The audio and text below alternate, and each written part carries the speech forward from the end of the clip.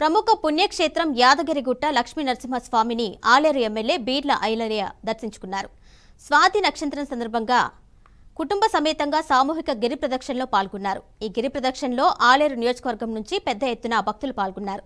ముందుగా పాదాల వద్ద ప్రత్యేక పూజలు నిర్వహించి జై బోలో లక్ష్మీ నరసింహస్వామి అంటూ భజనలు చేస్తూ యదా ఋషి వద్ద నమస్కరించి ఈ గిరి ప్రదక్షిణ కొనసాగించారు.